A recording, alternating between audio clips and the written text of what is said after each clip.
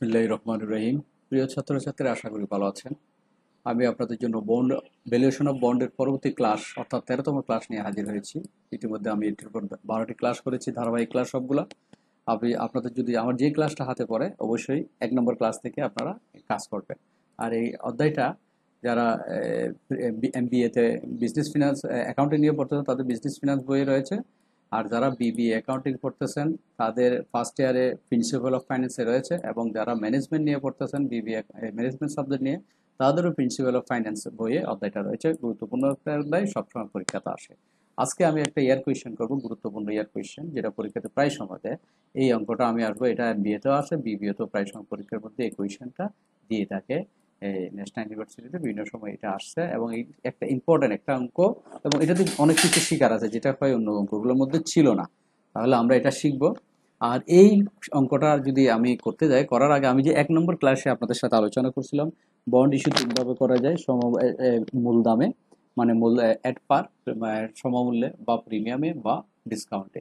এখানে আমরা বিষয়গুলো সবগুলো এখানে এই অঙ্কের মধ্যে দেখবো। দেখেন, এই অঙ্কের মধ্যে বলা হচ্ছে এ 10% কুপন বন্ড। তাহলে পার্সেন্টেজ কত? কুপনের রেট হচ্ছে যে 10%, এট পার্সেন্টেজ রেট হচ্ছে যে 10%, সুদের হার হচ্ছে তো 10%, উইথ 10 ইয়ার্স টু ম্যাচুরিটি। মেয়াদ পূর্তি হতে কত বছর লাগবে? মেয়াদ পূর্তি হতে বলা হচ্ছে যে 10 ইয়ার্স লাগবে, তাহলে টাইম হচ্ছে যে 10 ইয়ার্স। আমরা পাইলাম কারেন্টলি সেলিং, বর্তমানে সেটা সেলিং 1000 টাকা কমা দিয়েছে ঠিক, কিন্তু বর্তমানে সেলিং হচ্ছে 1000 টাকা। তবে এর মধ্যে আরো কিছু আছে, 1000 টাকা সেলিং দাম, কিন্তু এটা 1000ই মূল দাম। হ্যাজ বিন ইস্যুড 5%, মানে ইস্যু মানে বিক্রয় করা, সেল করবে যে 5% ডিসকাউন্টে। বর্তমানে মূল দাম এটা, কিন্তু যদি এখানে সেলিং লিখেছে 1000 টাকা, এই 1000 টাকা এটা হচ্ছে মূল ফেস ভ্যালু। এই মূলত এটা সেল করার সময়, ইস্যু করার সময় 5% ডিসকাউন্টে সেল করবে।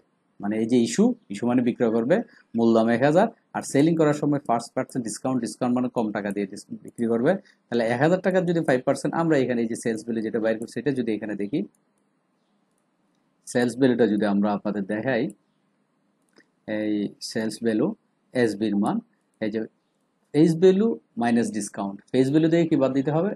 ডিসকাউন্ট বাদ দিতে হবে। মূলত এই 1000 টাকা মূল দাম, এটাই হচ্ছে ফেস ভ্যালু। এই 1000 থেকে ডিসকাউন্ট বাদ দিতে হবে কত? ইস্যু করার সময় 5% ডিসকাউন্ট বাদ দিতে হবে, ডিসকাউন্ট মানে কম। 1000 টাকার 5%, 1000 ইন্টু 5%, 1000-এর 5% বের করলে 50 টাকা বের হবে। 1000 থেকে 50 টাকা বিয়োগ করলে 950 টাকা বের হবে, যেটা সেলস বি, এসবির মান বা সেলস ভ্যালু বের হয়েছে। এটা আমি পড়তে পড়তে বুঝে দিচ্ছি, সেলস বি। তাহলে এসবি বিষয়টা আমরা এতটুকু পাইলাম। এরপর বলা হচ্ছে অ্যান্ড রিডিম, রিডিম মানে পরিশোধ করবে নির্দিষ্ট মেয়াদে শেষে 10 বছর পরে যেটা পরিশোধ করবে। রিডিম অ্যাট 4% প্রিমিয়াম, 4% বাড়তি টাকা দিয়ে, অধিহারে 5%, 4% অধিহারে এটা পরিশোধ করবে, যেটা আমরা আরবির মান করব।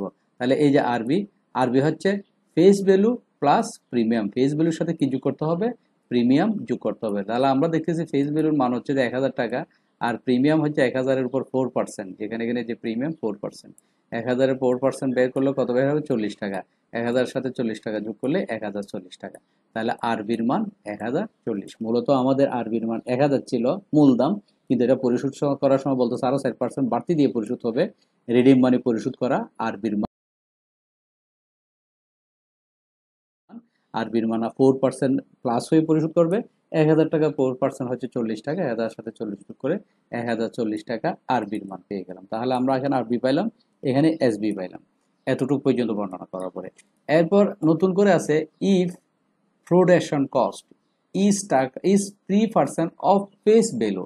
ফ্লোটেশন কস্ট, যদি ফ্লোটেশন কস্ট হতে ভাসমান খরচ, যদি ভাসমান খরচ এর উপর ইজ 30% হয়, মানে এরপর যদি আরো খরচ, ভাসমান খরচ যদি 3% দিতে হয় ফেস ভ্যালুর উপর, দেন ক্যালকুলেট ইট অ্যাপ্রক্সিমেট ওয়াইটিএম, এটার অ্যাপ্রক্সিমেট ইল টু ম্যাচুরিটি বের করতে বলা হচ্ছে।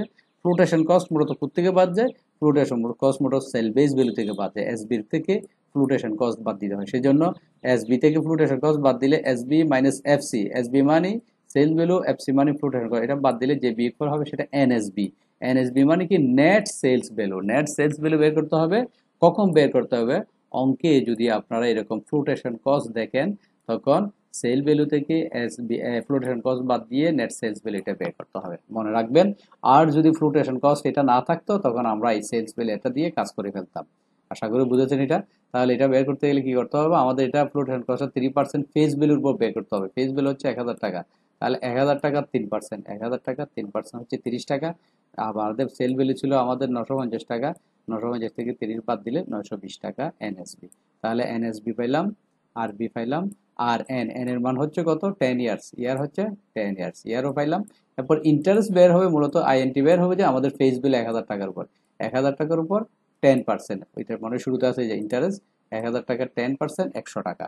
তাহলে এগুলো সব বের করে ফেলছি, এখন সূত্রের মানগুলো বসে দেন। সূত্রের মানগুলো বসে দিলেই আমাদের কাজ হয়ে যাচ্ছে। দেখি বসেছে কি না, কিভাবে কিভাবে প্রপার্টি আছে এখান থেকে। আমরা যদি দেখি ইন্টারেস্ট, আইএনটি ইন্টারেস্ট, ইন্টারেস্ট 100 বসে গেছে, যেহেতু আমরা ইন্টারেস্ট এখানে 100 টাকা বের করছি। আইএনটি সমান 1000 টাকা 10% হয়ে গেল, প্লাস প্লাস আরবি মাইনাস এনএসবি, আরবির মান আমরা এখানে বের করছি। আরবি সমান এফবি প্লাস প্রিমিয়াম, যেটা বের হয়েছিল কত, 1040 টাকা। 1040 টাকাটা এখানে বসে গেছে আরবি, 1040 মাইনাস এনএসবি, এনএসবি কোথায়, এই যে এনএসবি, এনএসবি মানে এসবি সেলস ভ্যালু থেকে ফ্লোটেশন কস্ট বাদ, যেটা আমরা এখানে পাইছি কত, 920 টাকা এনএসবি, এই 920 টাকা এটা বসে গেছে। এরপর আরবির সাথে এনএসবি যুগ, 1040 সাথে 920 যুগ এবং 2 দিয়ে ভাগ, 2 দিয়ে ভাগ দিলাম। ওদিকে এন ছিল কত, এন ছিল 10, 10 দিয়ে ভাগ দিলাম। এরপর ইন্টু ইন্টু 100 ইন্টু 100, তাহলে মানগুলো রয়ে গিয়ে বসে গেল। এখন আমাদের কাজ করে 1040 থেকে 920 বাদ দিলে 120 রয়ে গেল, ভাগ 10, আর এদিকে 1040 এবং 920 যোগ করলে 1960, 1960কে 2 দিয়ে ভাগ। তাহলে এই করে আমাদের কাজ হচ্ছে ক্যালকুলেটর দিয়ে বাকি কাজগুলো করে ফেলা। 1020কে 10 দিয়ে ভাগ করলে হচ্ছে কত, 12, 100-র সাথে 12 যোগ করলে 112, এদিকে 980, 1960কে 2 দিয়ে ভাগ করলে 980, 112কে 980 দিয়ে ভাগ করে 100 দিয়ে গুণ করলে 11.43। এটাই মূলত আমাদের ইনটু ম্যাচুরিটি। খুবই গুরুত্বপূর্ণ একটা অঙ্ক, এই অঙ্কটা আপনারা সলভ করে ফেলবেন, আশা করি বুঝেছেন। এই অঙ্কটা কিন্তু পরীক্ষাতে প্রায় সময় দেয়, এই অঙ্কটা পরীক্ষাতে প্রায় সময় দেয়। ওকে, ভালো থাকবেন, আল্লাহ হাফেজ।